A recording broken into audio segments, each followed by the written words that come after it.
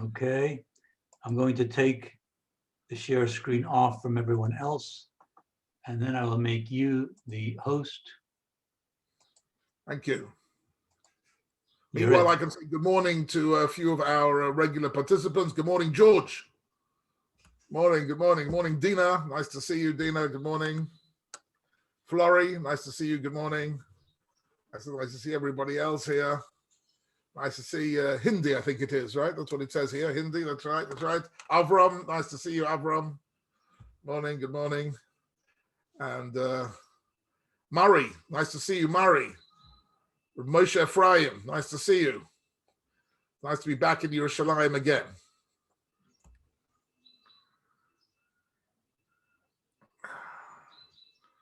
Right. Are we all set to go? Yes? I'm asking my new Director General, the new Mankal of the Shir for this morning. We're all set to go. Good. Okay. Good morning again, ladies and gentlemen. It's wonderful to be back here in Yerushalayim, back to our regular learning slot. And the theme of these Tuesday morning shiurim in the last few months has been themes from Sefer Bereshis. And what I've been trying to illustrate is that Sefer Bereshis really is more than just the first of the 5 books of the Chumash, but actually Sefer Bereshis contains within it the seeds of lots of the future events in the Chumash and in the whole Tanakh, and indeed in Jewish history. And in a certain way, Sefer Bereshis is, if you like, the DNA of Jewish history and of Klal Yisrael in many senses.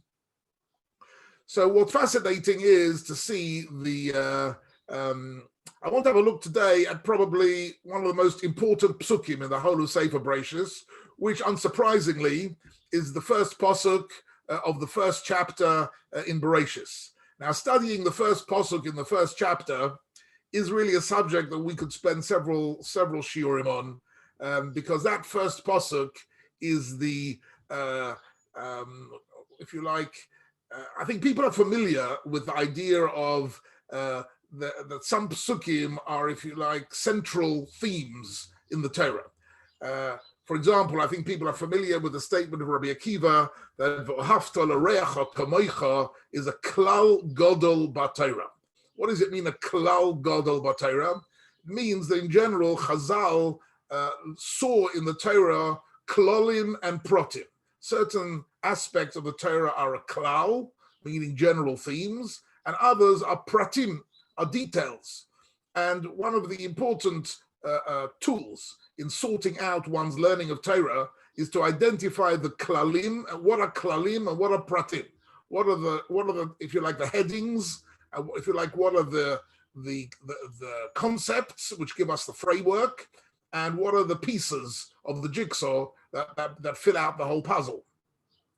And now it's true that V'ahavta l'reacha kamoicha is a general principle in the Torah, but the truth is it's really the general principle of Sefer Vayikra. We are now in our Kriyas HaTorah in the middle of the book of Vayikra, and each one of the 5 books of the Torah has its own key pasuk, if you like. And the key pasuk of Bereshis is chapter 1, pasuk 1. Bereshis bara Elokim es hashamayim ve'es haaretz. We're going to look at it a bit more closely in a minute. So the klal gadol of Sefer Bereshis is Bereshis bara Elokim. Incidentally, Sefer Shemos, right, the key pasuk of the whole of Sefer Shemos is Onochi Hashem Elokecha Asher Tzesicha Me'eretz Mitzrayim. These are the headline psukim of the whole book. In other words, the whole of the book of Shemos is a build-up to the pasuk Onochi Hashem Elokecha and the consequences of that pasuk. In other words, the whole pasuk could only exist if after the whole of Yetzias Mitzrayim had taken place, and that was, if you like, the pinnacle moment of the book of Shemos is Onochi Hashem Elokecha. Similarly, the book in Bereshis, the whole of Bereshis really unfolds from Bereshis bara Elokim, the first pasuk. In Vayikra, it's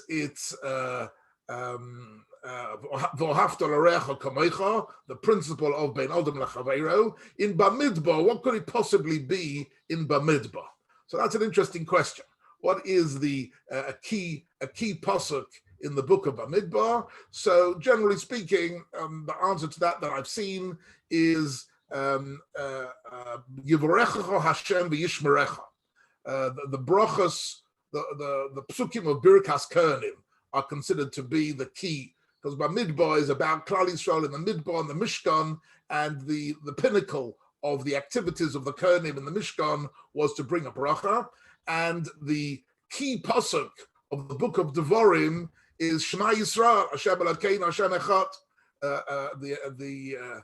the affirmation of our emunah, of total emunah and dedication. So I think it's interesting to see.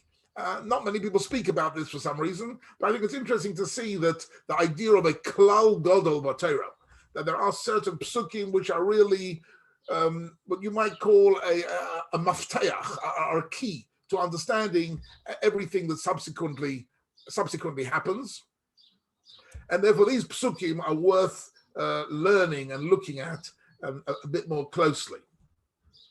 I thought particularly I'd start off with the first Rashi on the Torah, in light of the fact this week is Yom Ha'atzmaut, and all of us here are particularly connected to living in Israel and the land of Israel, and the rights and the claim that Klal Yisrael has for the land of Israel is something which, of course, we've all lived through.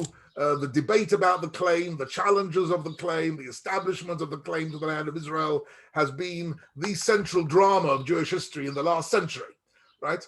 Going back to the Balfour Declaration and all the ways in which the Jewish people have been challenged and undermined, and we have asserted our claim to live in Eretz Yisrael.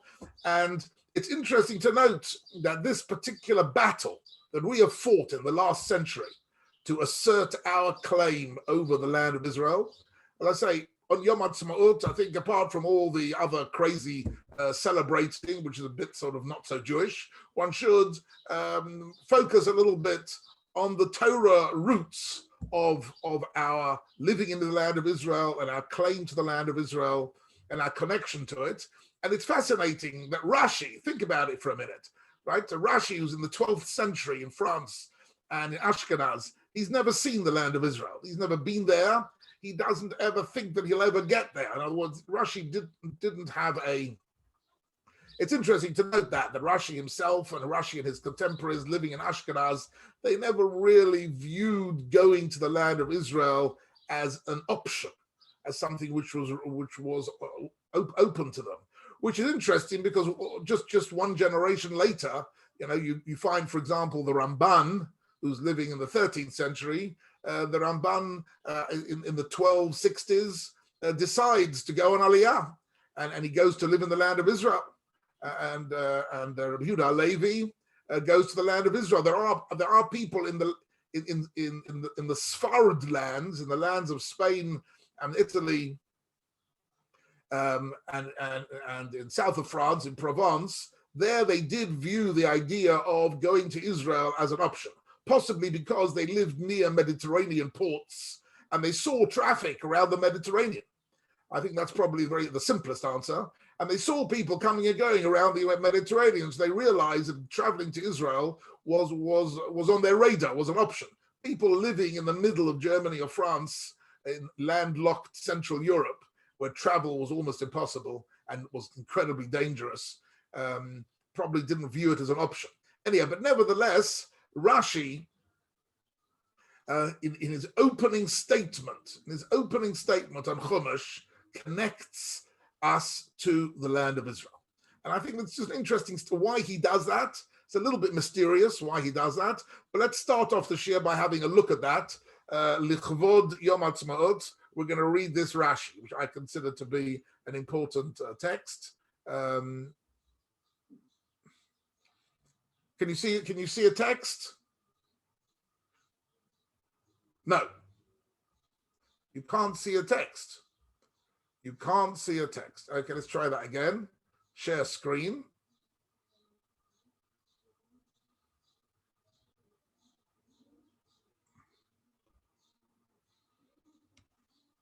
Nothing? Can you see a text? Nothing at all. Okay. What have I done wrong? My screen tells me that you can see a text. Nothing at all. Nothing's come through. Okay. I'm going to try that again. Did he make me into a host? That's a question. I think I've been made into a host. Have I just got out of practice? I haven't done this for a month. Maybe I've just forgotten which buttons to press. Let's try this again. I'm just going down to share screen. I've got a text up on my screen. And my screen tells me you are now screen sharing. But it isn't. Okay, I'm going to leave it up there on the screen, and I'm going to just read out for you a couple of lines of Rashi. Is it coming through, the text? Text coming through? No? Dina, what are you telling me, Dina?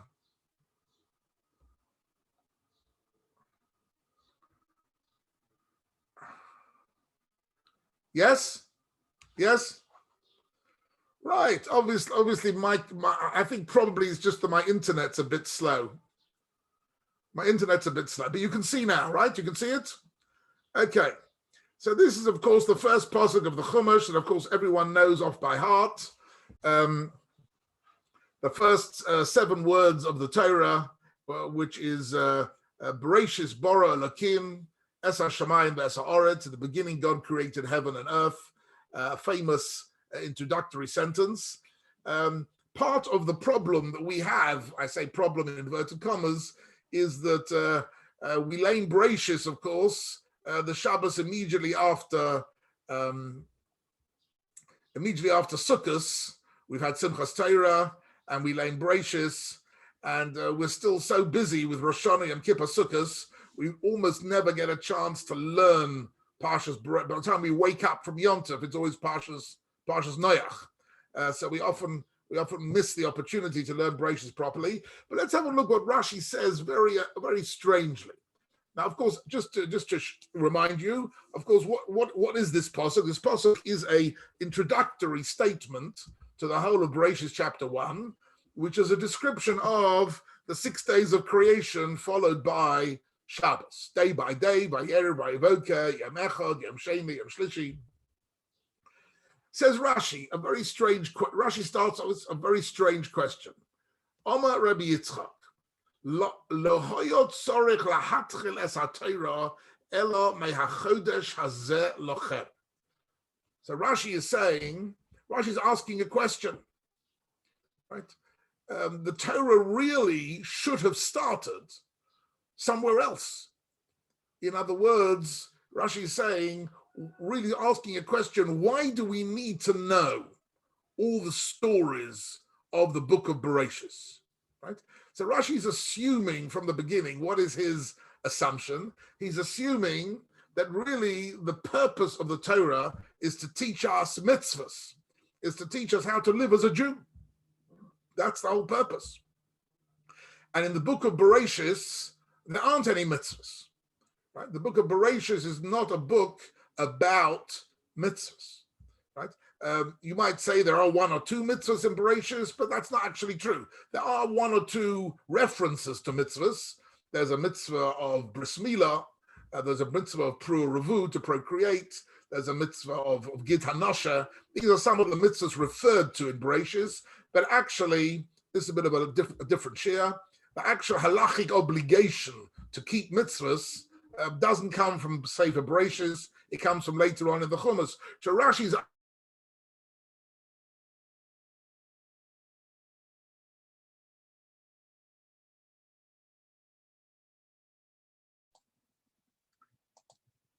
I don't know what happened, but Rabbi Kimche dropped off.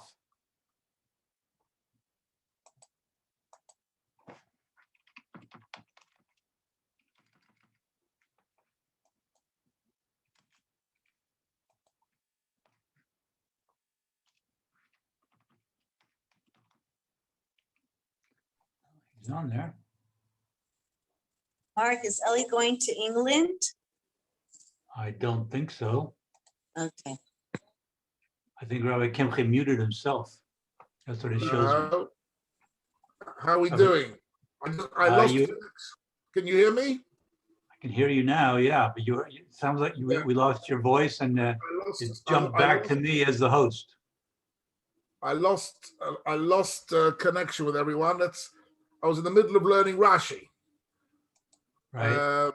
but I can't. You have to let me share the screen. I can't share a screen. I have to, basically, you dropped off as the host. I'm going to make you the host again, okay? Right, I have to be re-elected Correct. as a host. Yes. Okay, that's coming up. Coming up. You know what? Before I do that, let me make sure everyone is still, everyone is still muted. All right, so I'm going to make you host now. Okay, done. Okay, let's see whether that's happened. No, hasn't happened. Hasn't happened. It tells me that you are. It tells me that you are a host. It also tells me that you're muted, so I shouldn't be able to hear you. I'm not muted, and I'm not a host. So obviously we've got a bit of a disconnect here. I can't undo it because as far as with my shows that you are the host, you're labeled as host, and I have no ability to change it. Can you share? Can I share? Oh. No. It's when I try and share, it says the host has disabled participant sharing. Correct, but you're it. That's what it tells me. That, okay, so you know we've obviously got a bit of a delay. In other words, when you press a button, it doesn't happen immediately. There's something happening which is delaying it. So why don't I just continue giving the share for a few minutes and see if it corrects itself. I try again because you're back and now I can see that you're not muted and that you are the host. So try sharing again. Okay. No, doesn't work. No? Okay. Rashi asks an amazing question. Let's just go back to Rashi for a few minutes and maybe that will solve the problem. Be nice to get back face to face again, won't it? It'd be nice to get back to face as shiurim, so I won't have all this technological hiccups along the way. Phil has brought us a chumash to the screen. It's difficult to read. I've tried that once or twice. It's difficult to read that without screen sharing. I'll try again the screen sharing button in a couple of minutes. But I just want to give you a bit of a background to this Rashi. The actual text of the Chumash, which deals with mitzvahs, really begins with Pesach. The first mitzvah that Moshe Rabbeinu instructs the Jewish people is in the book of Shemos, chapter 12. And it starts with the words, HaChodesh hazeh lachem Rosh Chodashim. And in it, he starts telling them all the halachas about matzah and Leil Seder, V'Gadat Levincha, and the mitzvah of the Korban Pesach. And all these things only start in Shemos chapter 12.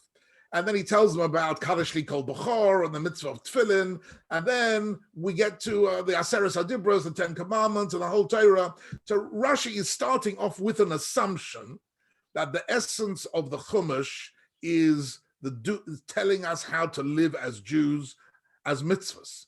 So he really wants to know, why is it important for us to know what was created on day one, what was created on day two, that Adam and Eve were created, they went into Gan Eden, and then they sinned, and they came out again, and Avram, Yitzchak, and Yaakov. Why is all that important, right? Now, the truth is, of course, we have learned so much from Sefer Bereshis, and that we find the question a bit odd. I must say, every time I come back to this Rashi, I find again the question of Rashi a bit odd. You can only really appreciate the question if you, my computer tells me you are now the host. Oh. That's it. This is the moment of Geula. So let's see. Any luck sharing a screen? Is a screen shared? Not yet. Okay, but we've seen that this is a bit delayed, obviously. So I'm going to continue speaking, and you tell me when you can see a text. So you can only really, so Rashi's question really is a very odd question. He starts off by saying the whole of Sefer Bereshis seems to be superfluous. And indeed, the first 11 chapters yes, text come through. Good, I got a few thumbs up, which is heartwarming. So I think we're back on track once again. Apologies for that. So Rashi says, Shehi ha-mitzvah rishona shenitztavu bo Yisrael. The first mitzvah isn't Bereshis bara Elokim. It isn't Noach. It isn't Lech Lecha. It isn't Yosef and his brothers. It isn't even Mitzrayim. The first mitzvah is Pesach, right? That's the first mitzvah. If we accept the assumption that the whole of the Torah is to teach us mitzvahs, let's start with the mitzvahs. Why do we need the whole preamble of the book of Bereshis? Which is a very interesting question, but we'll see in a minute. We'll see the Ramban in a minute, is not happy with this question. But let's have a look at what Rashi does. Look at this extraordinary question. Uma ta'am posach b'Bereshis. What really was the goal? What was the reason that Moshe Rabbeinu, when he wrote the Torah, HaKadosh Baruch Hu told him to start with a whole account of creation and of us? So Rashi says the answer is, listen to this, ladies and gentlemen. The answer is Eretz Yisrael. That's the answer. And not just Eretz Yisrael, but our claim to Eretz Yisrael. That's Rashi's answer in his opening words of Bereshis, the opening words of Rashi's whole commentary, right? Rashi wrote the most phenomenal quantity of commentary that anyone has ever seen. In fact, it's extraordinary that I personally think that Rashi had like a word processor and a laptop and a hard disk to write, because he managed to write on the whole of Shas, on the whole of Tanakh, just the sheer quantities that Rashi wrote. When you think that he was using an ink quill on parchment when he did it, it's just unbelievable that he did it. But so Rashi is saying, what was the purpose? The very, very first comment that Rashi ever made on the first pasuk in Bereshis was that the purpose of the book of Bereshis is, look at this, is Mishum, this is Rashi's answer, Mishum koyach masov higid la'amo loses lahem nachalas goyim. Rashi gives us a pasuk in Tehillim, right? Pasuk in Tehillim, and he's giving us a new pshat in this pasuk. He's giving us a new pshat. Second.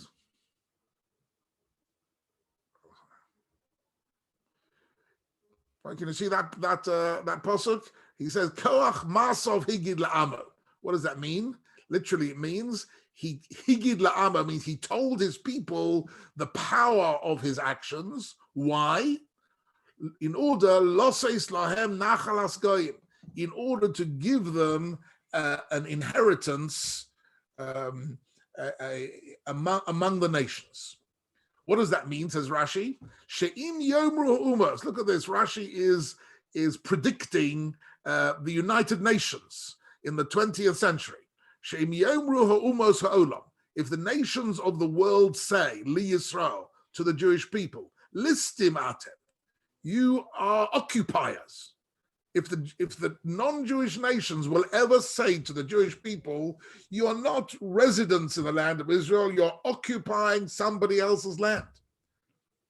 Extraordinary this. I mean, this is Rashi, writing 850 years ago, right? Explaining a pasuk in the Chumash, which on the face of it has got nothing to do with Israel at all. Rashi says, no, that's not true.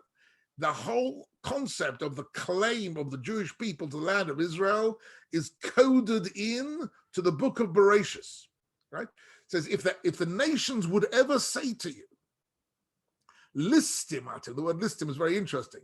Listim atem, you're thieves, you're pirates, right? Shekavashtem artzos shiva goyim. Here you are, you have stolen the land which belongs to the 7 nations. What's the reference here to the 7 nations? Are the 7 nations listed in the book of Yeshua? Knani, Chiti, Amori, Prizi, Ibusi, the 7 indigenous tribes who lived in the land of Israel, the Canaanites and the Hittites and the Yevusim, all those people lived in the land of Israel. And if you read the book of Joshua, the book of Yeshua, that's what it's about. It's about how the Jewish people moved in and kicked out those nations and took over the land. So why is that not theft? Why is that not occupying somebody else's land? To which Rashi is telling us that actually, in terms of, if you like, international politics, there's no simple answer to that other than to say the following: Heim omrim lahem kol ha'oretz shel HaKadosh Baruch Hu hi. Right? The only answer to that is to understand that the entire world belongs to HaKadosh Baruch Hu.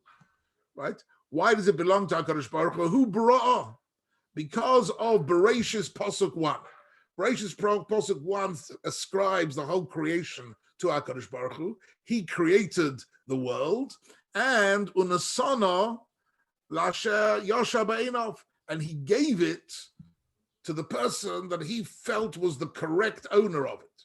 In other words, even though it's true, the land, Eretz, and the Chumash emphasizes this in many places, that the land of Israel was originally Eretz Canaan, the land of Canaan, and it belonged to the Hittites and the Amorites and the Prizim and the Yevusim and all these people and the Pelishtim. It belonged to these people.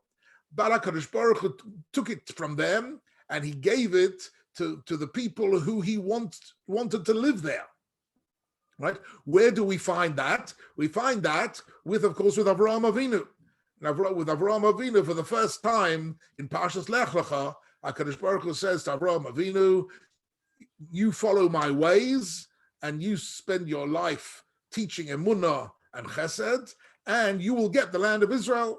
The promise to the land of Israel is part and parcel of the bris milah and the bris bein absarim, the covenant of Avraham Avinu. So this is a gift from HaKadosh Baruch Hu. Biritzono nosna lahem, ubiritzono not lamahem and asono lanu. In other words, the Canaanim and the Chittim and the Mary, you shouldn't think that any nation has, if you like, in inverted commas, a natural right to a land. They are living in a land because HaKadosh Baruch Hu saw fit to let them have that piece of land. But actually, it's all in a gift from HaKadosh Baruch Hu. And if he took it away from them and gave it to the Jewish people, as recorded in the Chumash, then this is really our claim to the land of Israel. And this is now the truth is, this is actually a very interesting, fascinating subject. Funnily enough, I'm not sure whether Ben Gurion ever read this Rashi. Maybe someone did draw this Rashi to his attention, but Ben Gurion was an expert in Tanakh, and he repeatedly claimed, and he said publicly, that our mandate for the land of Israel is the Tanakh. In other words, the document I don't know if any of you might have heard this, it's worth listening to if you ever get a chance on YouTube. Rabbi Yisrael Meir Lau, I'm sure many of you have heard him speak, and I'm sure you agree with me that it's always worth hearing him speak. He's just got a way of presenting ideas and presenting emunah, and his love for the land of Israel and the people of Israel, the love of Torah is tangible when he speaks. And one of his stories is his story about meeting Ben Gurion. Have you ever heard his story? This is a really nice Yom HaTzmaut story of try and see if you can get it on YouTube. It's worth listening to the original. But what he says is that he was once rung up by Ben Gurion. So we're talking about probably in the 60s, right? That he was rung up, and Ben Gurion asked him to come round, and he wanted to discuss something with him. And he went round to Ben Gurion's house, and they discussed whatever it was something in the Tanakh. Ben Gurion got stuck on some idea or some posuk in the Tanakh, and he asked Rabbi Saul may allow to come round and talk to him. And in the conversation, Rabbi Lau asked him, I heard a legend about you, and now that I'm talking to you, I want to get a first-hand account of whether it's true. And this was in the pre-Medinat Yisrael days, when the British government sent the Peel Commission, or something called they sent a group of people into the land of Israel to decide what to do if and when they relinquish the mandate of the British mandate, what should happen to the land. So the Arabs came and made claim to the land, and they brought documents. They brought their documents of ownership. Some of the Arab leaders came to the Peel Commission and they said, look, this document shows that already 100 years ago this land belonged to us, and this document shows already 150 years ago the land belonged to us. It's worth reading this chapter in early Zionist history. Worth reading it. And then Ben Gurion came along, and he brought the Tanakh, and he said this document predates everybody else's document.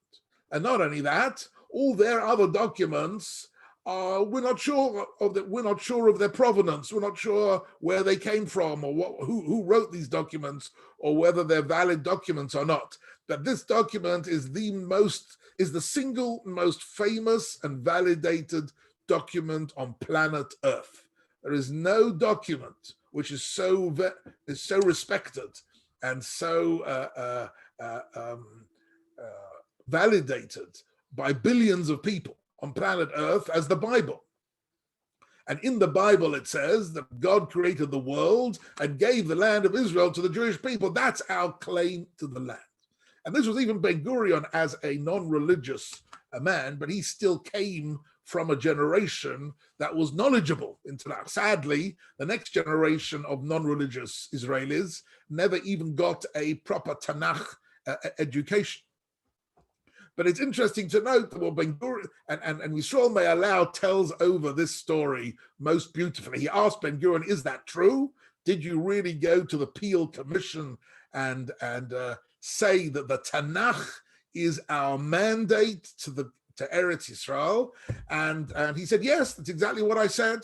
I said, we can't bring the documents that they brought documents from the Ottoman Empire to show they own this town or this piece of land, etc. And I brought the Tanakh, and I gave them a lecture on the nature of Jewish history dating back not to the Ottoman Empire, but to 3,000-4,000 years ago, and to the creation of the world and the writing of the Tanakh.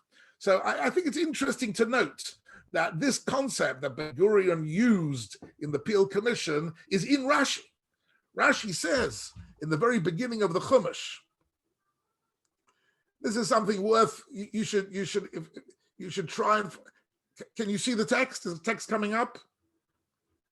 Not yet. Okay, so I think we've already established there's a bit of a delay in the text. Give me a thumbs up when you can see a text.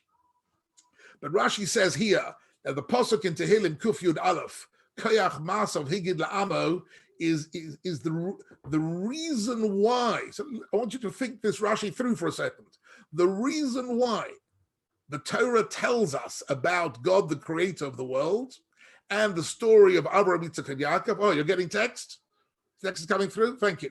So he says, the reason why is in order to give us a document about our mandate, our claim, our authentic claim to the land of Israel, that we're not occupiers, we don't occupy the land, but that we are owners of the land of Israel.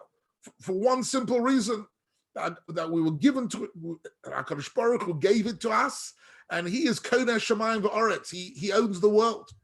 And in actual fact, what Ben Gurion was really saying is, if you don't believe that, if you don't believe that God created the world and believe that HaKadosh Baruch Hu gave the land of Israel to the Jewish people, then indeed you're into the whole back and forth with the United Nations and the other nations, who owns it, who's occupying it, who is the correct owner of the land. This is the most the most secure, if you like, and the most powerful claim for our mandate in the land of Israel. But you need to have emunah for that.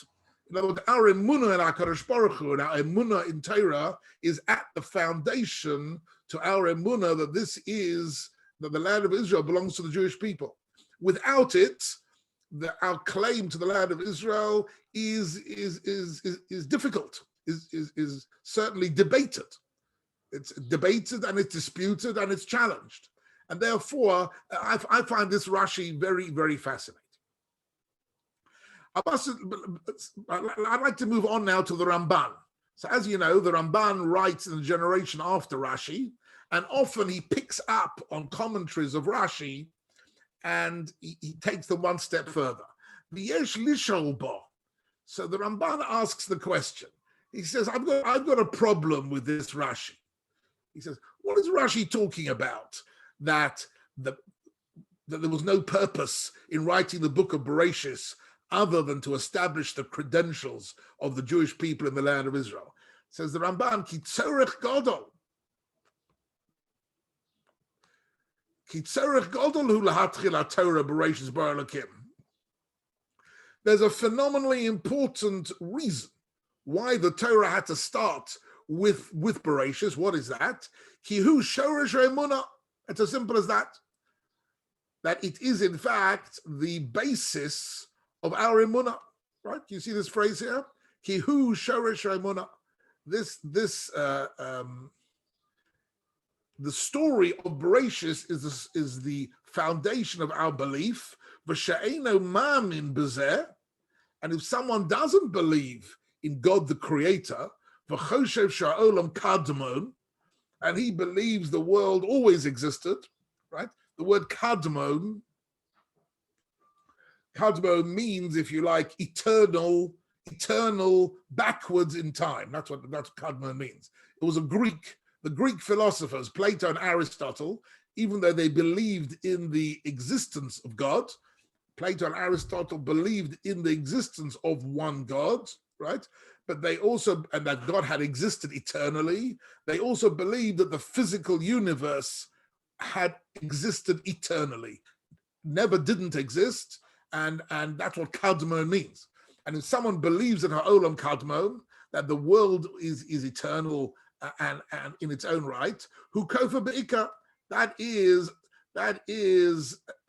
undermines our entire emunah.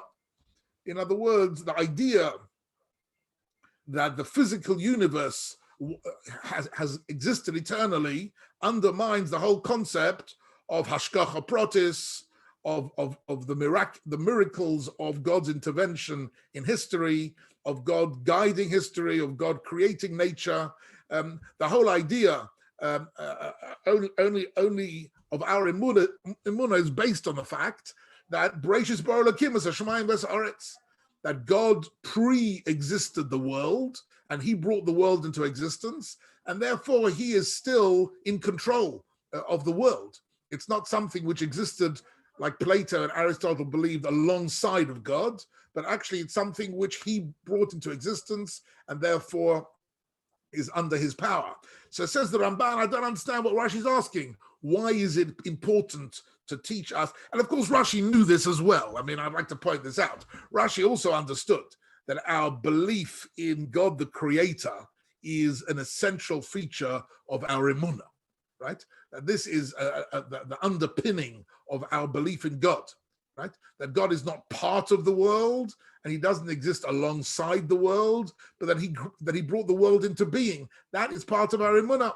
Nevertheless, it's clear to me that Rashi wanted to highlight a particular point in the first pasuk of Bereshis. He wanted to highlight this connection to the land of Israel. Exactly why he wanted to do that is not so clear. Lots of the Mefarshim are a little bit perplexed by why Rashi Dafka took this one particular detail of the Jewish people's claim to the land of Israel and inserted it into the first pasuk in the first chapter of Bereshis. But that's what happened. So the Ramban says, but I don't understand his question. The book of Bereshit is vital. So he says Vatshuva, and he says, but the real answer is, he says, Bereshit sod amek. He says the truth is that nevertheless Rashi's got a good question. Why does the Torah talk to us about the 6 days of creation and day one this happened, day two that happened? He says because really the whole of the creation process is what the Ramban calls a sod amok. It is very profound, very difficult, and he says eino muvon min hamikros. Eino muvon min hamikros. You can't really from the psukim understand what it means that God created this on day one and this on day two, and what does it mean God created, or what does it mean Vayom Elokim? Who was God talking to? What is it? The statements of God which brought the world into being. What does this mechanism mean, and what is the purpose? How does that happen? He says, "V'lo yivoda al burio elo mipia kabbalah." Right, and you'll only understand it if you understand the deeper secrets, what we call Kabbalah, right? From Kabbalistic, only if you delve into Kabbalistic knowledge, right, which is not available to 99% of the Jewish people, then you'll understand a bit more about it. Ad Moshe Rabbeinu, Mepi Agvura, and the Kabbalah dates back to Moshe Rabbeinu, who heard from HaKadosh Baruch Hu, and he says, "V'yod of chayovim lahastiroso," and those people who know Kabbalah keep it secret. In other words, it's a very interesting piece of Ramban. This from the very beginning of the Chumash, the Ramban tells us you should know there is an aspect of Torah knowledge which is what is called in English esoteric.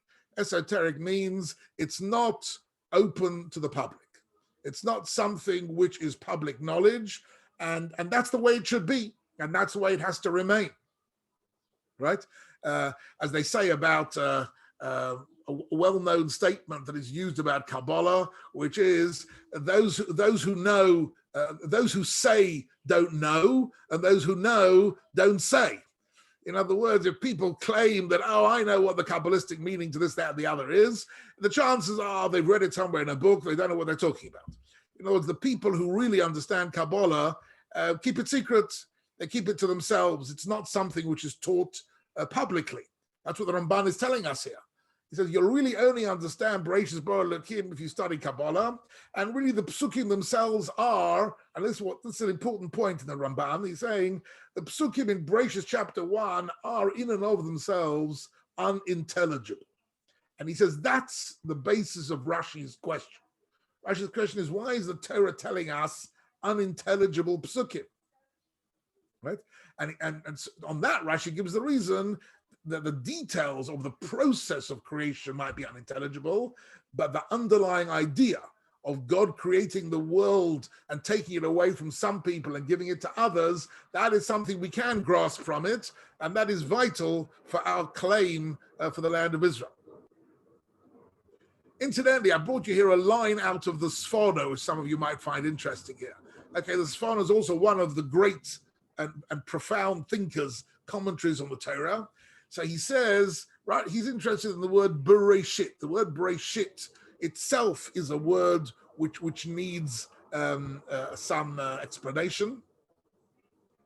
So he says, because really, just to tell you the grammatical problem of the word Bereshit, Bereshit literally we translate it as in the beginning, but really in grammatical Hebrew, Bereshit means the beginning of, not the beginning. It's a construct form. In other words, in the beginning is Barishona is in the beginning, or Betchila is in the beginning. But Bereshit should be a Bereshit Mamlachto in the beginning of his kingdom, or the beginning of the week, or the beginning of the month. It's the beginning of it. Reshit, for example, Bikurim are considered Reshit Dogon Vatirosh, the beginning of your harvest. The word Reshis is used, that Bikurim is the beginning of something. So what is this? What is this the beginning of? Right? So he says, so the Sforno says something very, very fascinating. He says that Bereshis means B'tchilat Hazman. It was the beginning of time. It was the beginning of all beginnings in the sense that before the moment of Bereshis, there was no time. For who harega harishain bilti mischalik. It was the very first second, which was indivisible. The very, very first second was when time itself began. Shelo hoyo zaman kodem lo. Before the word Bereshis, there was no time. Time itself, the Sforno wants us to understand. And I find this a very fascinating subject, which the philosophers have written books about, that time itself was created. That there was a point in the world before there was, because time itself is about movement. Think about it for a second. Time is movement, and not only movement, it's relative movement.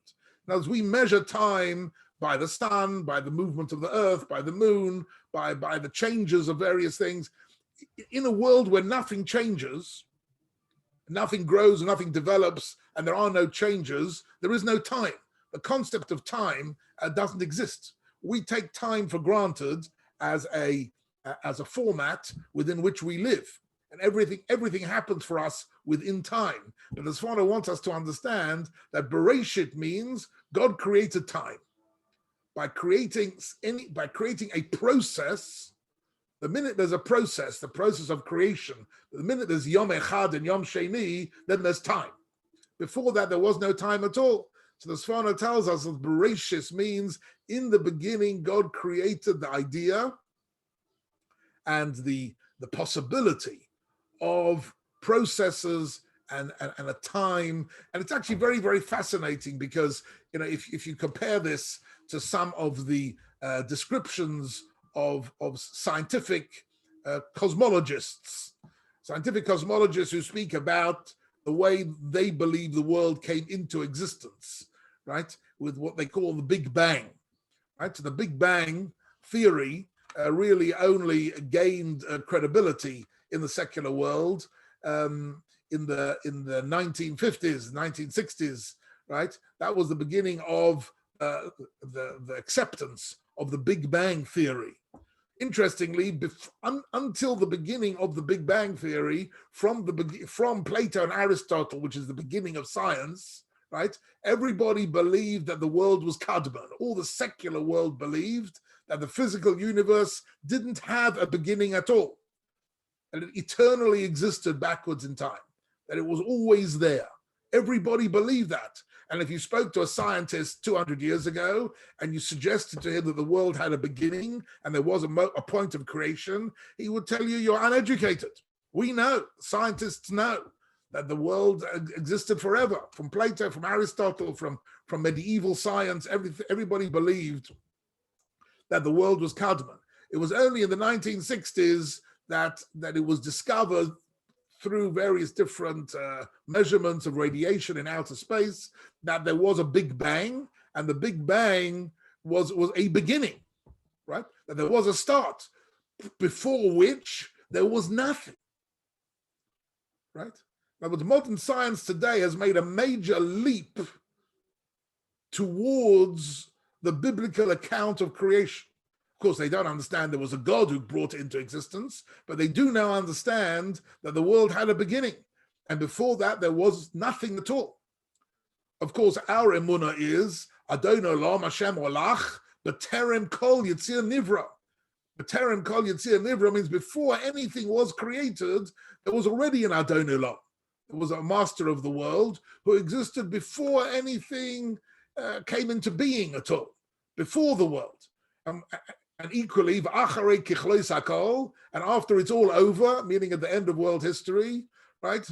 V'acharei kichlois hakol, HaKadosh Baruch Hu will still continue to. In other words, God's existence does not depend on the existence of the universe. God is not in the universe; He's not part of the universe. He existed before it, and He will exist. Acharei kichlois hakol, levado yimloch nora. He will continue to to exist, right? But he brought the world into existence. That is a fundamental, possibly the fundamental tenet of our emunah. Says the Ramban. That's why we needed to hear about Bereshis bara Elokim in order to give us to in some way make us understand the power of HaKadosh Baruch Hu and the ability of HaKadosh Baruch Hu to engage in hashgacha pratis and the nature of the world. So he says here, and I'd just like we've just got time to see in the Ramban something else very beautiful. Have you got the text back again? Do you have text? Yes? Yes? Good. The Ato. So he says, now look at the Ramban. The Ato now. Shema Pirush HaMikra Pshuta Nachon Ubarur. I want to tell you something which in my mind is Nachon Ubarur. I always enjoy it when some of the Rishonim tell us how pleased they are with their own commentaries. You know what I mean? I'm now going to tell you something magnificent, says the Ramban. What is that? So he says, it's true, of course. He says, HaKadosh Baruch Hu bara kol hanivroim me'afisa muchletes. HaKadosh Baruch Hu created everything, the universe, me'afisa. What does afisa mean? It comes from the word ephes. Ephes. Right? In other words, he created everything from complete nothingness. Nothingness. Right? If you ask the scientists, what caused the Big Bang? Right? They'll say, we don't know. Nothing caused the Big Bang. In other words, the Big Bang, which created the universe, is an exception to all the rules of physics. Because in all the rules of physics, there's never an effect without a cause. A link between cause and effect is one of the most ironclad principles of the all of physics. If there's a cause, if there's an effect, there has to be a cause. The Big Bang is what they call a singularity, which is a fancy word, which simply means it's an exception to all our rules, right? So it's HaKadosh Baruch Hu created the world me'afisa muchletes, from complete nothingness, right? And he says something very interesting. Ve'ein etzleinu b'loshan hakodesh, right? If you look at our language, Loshan HaKodesh, we don't have b'hotzas hayesh me'ayin. If you want to express this idea, right? So here the Ramban brings us for the first time this all-important word in Bereshis, which is yesh me'ayin. Can you see this word? Yesh me'ayin means something out of nothing, right? What they call in Latin creation ex nihilo. The ex nihilo principle is what is called in Lashon HaKodesh yesh me'ayin. You're not creating something out of something, right? All the acts of creation that we are familiar with, you're creating something out of something.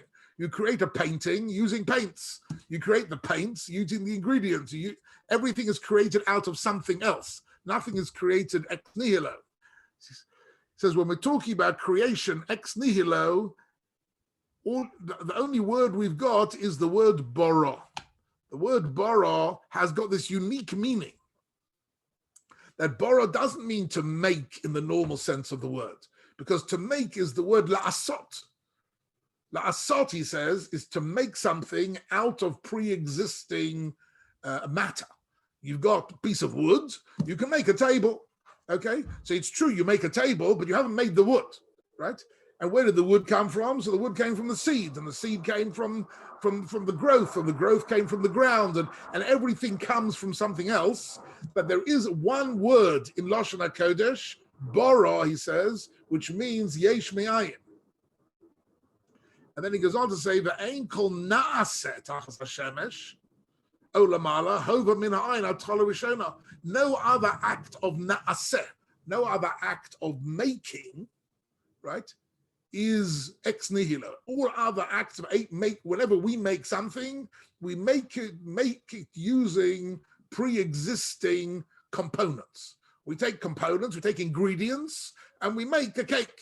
Of course, we've got the ingredients. Where did the ingredients come from? They came from backwards and forwards. The whole chadgadia of everything that exists in this world comes from some pre-existing matter. But there is only once it ever happened, yesh me'ayin, right? So he says, V'ein kol nasa. So he says, so here he says something very interesting. Avol, he says, what happened here in Bereshis, hotzi min ha'efes ha'gamur ha'muchlot. HaKadosh Baruch Hu took a situation where nothing at all, efes hagamur hamuchlat, total and absolute nothingness, right? He brought out from it yesod dak ma'od. Now this is very, very fascinating. In the Ramban, it's fascinating in light of modern science. Because if you go online or you open a book about what scientists believe today, how the Big Bang happened, in the beginning, there was a Big Bang, and what was brought into existence in the Big Bang? All sorts of what they call subatomic particles, and neutrons and protons, all sorts of different bits, all sorts of different tiny little components, right? Which later on combined to make atoms, and that combined to make molecules, and combined to make elements. That in the beginning, what is brought into existence is what the Ramban calls Yesod Dak Ma'od, something which was Dak Ma'od, which was very, very infinitesimally small. But what was it, says the Ramban? Ein bo mamash. It didn't have any real substance to it, but he said it was avalhu koach mamtzi. It was something which had a potential lahamtzi. This is where mamtzi is the hifil, to bring other things into existence. It was a giant Lego set of minuscule bits and pieces, which could be joined in all sorts of different ways. Says the Ramban, muchon lekabel tzura. These were little components which could then be made into some sort of tzura, could be formed into something else. Velotzeis, and here he uses one of his famous phrases, velotzeis min hakoach el hapoyal. What does that mean, hakoach el hapoyal? It means from the potential to the real. In other words, what was created was a substance which was as yet undefined, but it had the possibility of developing into something real. It was what we might call today DNA, right? It was something which was pure potential, right? Stem cells in the human body could become anything, right? They need to be put together and they need to be given instructions to become a skin cell and a brain cell and a nerve cell and a hair cell. But initially they're stem cells, meaning it's pure potential. What HaKadosh Baruch Hu, so what the Ramban, and with this I'll just finish up and we'll pick it up maybe next week.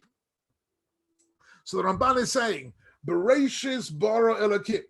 In the beginning when God created, what did he create? He didn't create trees and people and planets. He first created something which had no shape and no form. He brought into existence yesh me'ayin, right? A very, very minuscule components of the most magnificent universe imaginable, right? The universe that we inhabit with all its biological and cosmological reality to it. But all that was brought into existence initially just by creating some raw materials.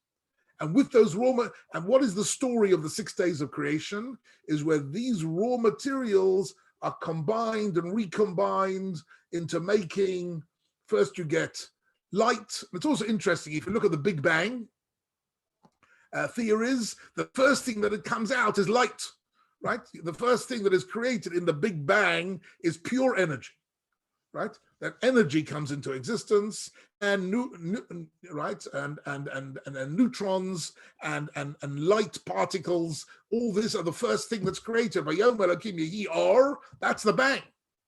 That is the bang.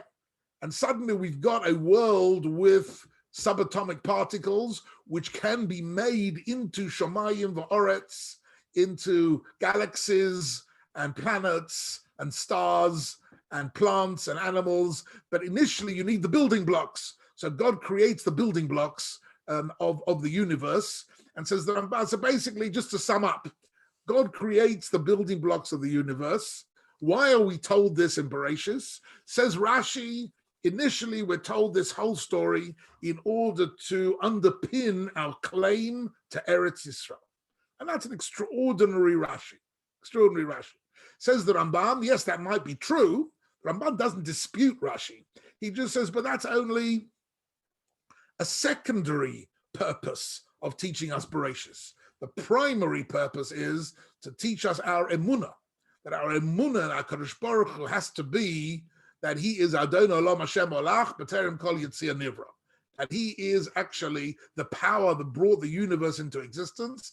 How did he bring it into existence? As the Ramban is a Soid Amoik, who will never really understand it completely unless you're a Kabbalist, right? And even then, you won't understand it properly. But he says that is at the root of our emunah, in HaKadosh Baruch Hu, in the power of God, in the existence of God, in the relationship between God and the universe.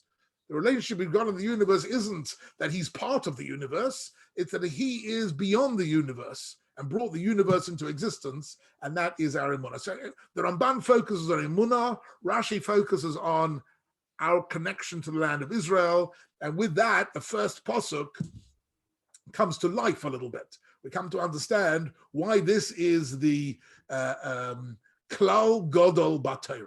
It is the key pasuk in the whole of the book of Bereshis, and please God, more about that. Please God, when we meet next week, we'll go a bit further on this and some more very, very fascinating material on this first pasuk, and please God, we'll continue that next time. Somebody just texted me the continuation of the story of Rabbi Lau with Ben Gurion. Rabbi Lau reports that he challenged Ben Gurion and he said to him, if it's true that the Torah is our claim to the land of Israel, then surely the rest of the Torah, things like Shabbos and Kashrus, should also be as important to us as the document for our mandate to the land of Israel.